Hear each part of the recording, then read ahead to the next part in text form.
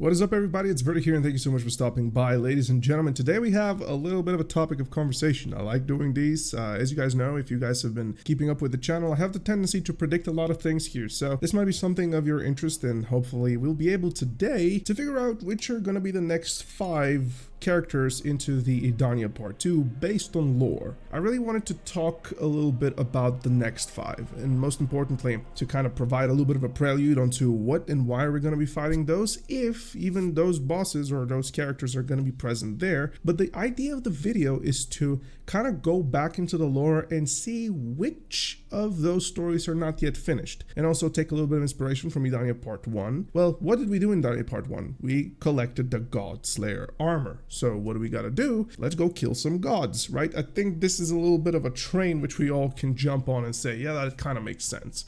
This has happened also before in lore, where a part, or rather the ending of the first region, kind of predicts what we will be doing into the second part of that region. Let's just say it as such. We know for a fact that Markthanan, the Black Dragon, is going to be the first boss of Edania Part 2. We don't precisely know how he's going to get there. We don't know what Prelude have truly in plan for him. Last we know about Markthanan was from Mountain of Eternal Winter. If you guys remember, big dragon eye going through the cave that we could see just the eye on its own. This is the Black Drake Markthanan, who is a very, very powerful character within the mythos. If you want to know more about him, go read Dracania lore. Her lore is going to explain to you a very good portion of Markthanan. Markthanan is not just simply Markthanan, because there is something within Markthanan that we know is there, and we might actually get to see that thing, and that thing is called Erethea. Yes, Erethea's limbo, the Mountain of Eternal Winter, Witch Stoken, all of those things we know for a fact.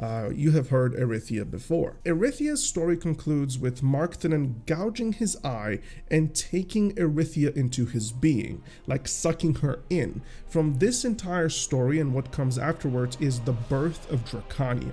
See, the continuation and conclusion of dragon lore will probably happen within Dawnbreak, but seeing how we're going to get to know Markthanan, we might be still looking forward for a little bit of Dawnbreak revelations. If we get to see Markthanan, we will get to see Erethea, or at the very least she will be mentioned. We're not entirely sure. Obviously this is just speculation, but let's talk about a little bit more of those dragons. We know a little bit about this dragon. Her name is Labreska, right? Well, she's 100% dead.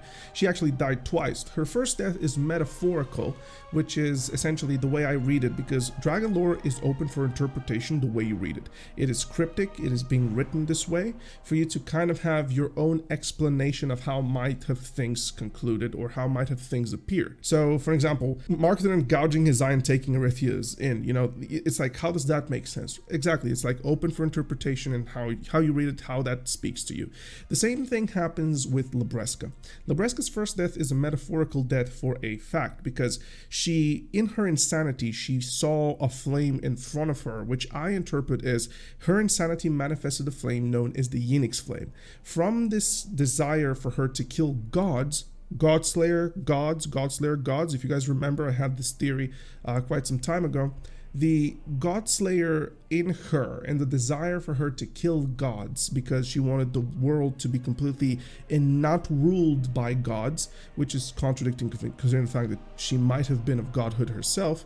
Right, a little bit going on a tangent here, but her first death gave birth to 7 witches, one of those being Erethea, and that witch ended up being consumed by Markthanan. This is a very important note to say, because Labreska will probably never make her return, because her second death is permanent. Because of her death, an entire landscape changed. The Golden Mountains were no longer Golden Mountains. From now they're the snowy regions. Her death alone cold out the entire area. We know about this other dragon, however, ladies and gents. This other dragon, his name is Banha, or maybe her name, we don't really know, but seeing the tendencies for part 1 to have an aqua little bit of a boss there, of course we're talking about Rusalka.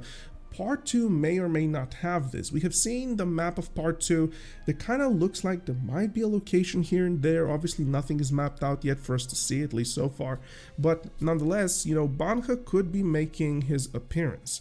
Now, the reason for which I even say that he might be making his appearance, or it might be making his appearance, is because the entirety of the origination lore of Black Desert, the closest point we have ever had to a point of origin is coming from Mystic's lore, specifically Banha. And Banha speaks to Mystic through a vision about those three dragons, the Black Dragon, the Golden Dragon, and the Azure Dragon, who all together came to create this world. Now, we know for a fact that those dragons aren't Labreska and they're not Markthanan. They just lack the evidence for them to be those. And consider the fact that Labreska challenged the gods and the gods stripped her of her limbs. She just became a torso with a head, which is very, very grim.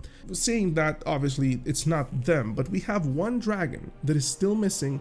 We haven't seen him ever. We don't even know if it's even a dragon as far as I'm aware, but Banha from Mystic's lore, we might actually be getting to see a little bit of him coming through. The dragon origin lore is going to be very heavily explored, in my opinion, within Dawnbreak. We might not even see those in Edania necessarily, but Edania has a little bit, or rather part 2 has a little bit of a topic of, let's handle the big baddies. And we have a bunch of big baddies that we haven't seen yet, and seeing how part 1 tunes up towards Elion, and we're talking about Prelude himself saying that Elion, or rather Savior, will be the introduction towards Edania part 2, it is not that out of this world to see Elion as a potential boss in Edania, the corrupt version of Elion, as we know the lore has already confirmed by multiple sources. So it could be Elion. We could also see Aal. We know for a fact that data miners have actually mined a map already in early development called the World of Aal, which is essentially what we believe the gate to the Eli is supposed to lead towards. But yeah, that's no longer a true story as far as I'm aware. So Elion and Aal might be a thing there. They might be the same thing. They might not be the same thing. We are yet to see. But seeing how heavily they're being emphasized upon, seeing Hashashins and Kalfion, right, that is almost that giveaway, at least to me personally, that we might see Elion and Aal. But we still have to move over towards a few very much more evil individuals than them. The topic of the ancient kingdom of Orzeka is still very much alive. We know for a fact it's being mentioned left and right. It's never stopped to be mentioned. Orzeka was a kingdom that toppled the entirety of the world without the Edania regions. We know this for a fact. It has transpired. The empire of Orzeka was the most gruesome thing, the most evil regime in the history of our world. Through this empire, and I have a note over here for a couple of them, see, we have two individuals, and without a few baddies, we just can't do it. The story has never truly concluded on them. And we're talking about the ancient kingdom of Orzeka, of course, speaking perhaps first of Hexa. Hexa is the most evil woman in our setting. I don't believe there is ever and there can ever be a more evil woman than Hexa. Of course, we're not talking about Hadum being a female god of pure darkness, evilry, right? But Hexa is a sinister individual. If you guys want to know more about her, I actually have a short, Meet Hexa, which tells you one of the stories of Hexa that we know, and you're gonna get a little bit of that feeling of what she is, and that's not even her more gruesome part. So one of the things is that Hexamoa's story concludes with her being locked into a tower, and that's it. And we don't know where this tower precisely is.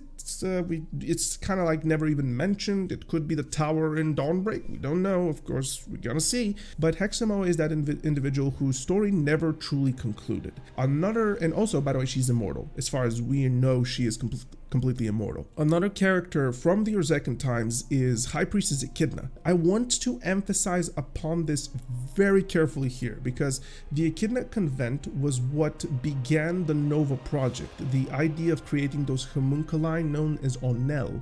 And those homunculi, those Onels, they were born through this project where the Echidna Convent was creating experiments via the Kuturan to provide the Orzekan regime with an army. And also, Echidna Convent has had a prime goal, and that is, aside of this army, to bring back Kazarka. So this is after Kazarka's death at the finality of the kingdom. So now the kingdom is going into rebirth stage, and then Kazarka comes in and they start conquering with a very important relic. A relic which is being mentioned. We don't know what it is. Prelude are setting it up, and we might actually get to see it. In Edania Part 2, may or may not look like an opportunity for this, although I'm thinking a little bit more of Dawnbreak, but we're gonna see where Pearl Abyss decide to lean on. So Echidna and Hexa of Orzeka, we could see them both, we could see them separately, we do not know, maybe we'll never even see them, but fact of the matter is that happens. Now let's talk a little bit about another sinister individual who met their demise through an outfit. Yeah, an outfit killed them. Yeah, I know. So Black Desert Mobile's lore came one day and Pearl Abyss decided it's a brilliant idea to kill Ibedor, the Shadow Serpent, through the introduction of the Sekura outfit. Sekura being the daughter of Aal. It's very important for us to know. Aal has a daughter, her name is Sekura. Ibedor being dead through an outfit is one of the most stupid things we've ever had in the lore, and it's actually funny. And one of those things in particular about Ibedor is that Ibedor is an evil entity through and through. He enjoys what he does. Most of the times we don't even know why Ibedor does the things that Ibedor does. All we know is that he freaking loves being sinister. Ibedor is a servant of Hadum in the similar way how Khafra's is. And seeing how, we're kind of getting those servants out, we already, we kind of messed up Jordine, who is the last servant. We messed up Khafra's, although Khafra's kind of allowed himself to be messed up. Of course, he didn't die. He just went back to his mother. And third, the last one that we know is Ibedor. And we'll see if Pearl Abyss decide to bring him back through the death of the outfit. We don't know if they will, but Ibedor is one of those very, very manipulative and strong individuals within the lore. He's not a combatant, though. That's one of the things about Ibedor. He is an orchestrator, he's a manipulator, he is a very sinister individual, a deceiver of sorts, Nippo baby type stuff. He was given the power and then he did bad things with it. I hope you enjoy that pun. But with that being said, you're kind of moving over to, okay, let's deal with the entirety of Hadum's servants and then move over to Hadum.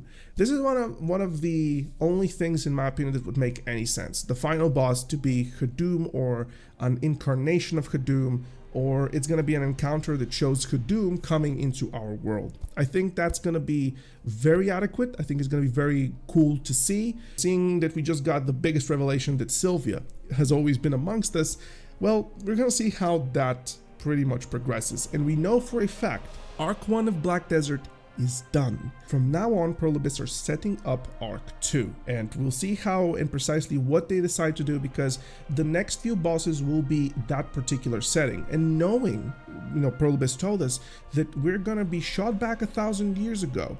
Well, that is very important, because the only reason for us to go 1,000 years ago is if we lose. If we defeat Hadum, no reason to do that. If we lose, however, we gotta go back to fix the most important moment of our entire continent, and 1,000 years ago was the Orzekan regime. So we're gonna see what happens precisely, but Pearl Abyss are cooking. The lore has never been better. It is absolutely stunning. I see you guys comment on past videos of mine being able to predict stuff and basically introduce lore theories to you, and I think you guys love this so much. So we'll keep on doing them. But yeah, the next 5 bosses, one of those which I just mentioned. There could be others. Maybe you guys have a few ideas. We haven't seen Hex Mary. What happened with Hex Mary? She just kind of left. Yeah, we don't know where she is truly. She's showing up in Crimson Desert, but we know that that's not entirely the very same universe.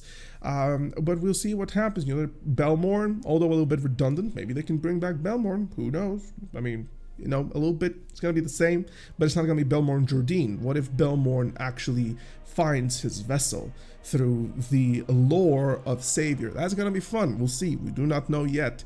But, ladies and gentlemen, thank you so much for watching, and I'll see you soon with another video. Hope you guys enjoyed. Bye-bye. Enjoy yourselves.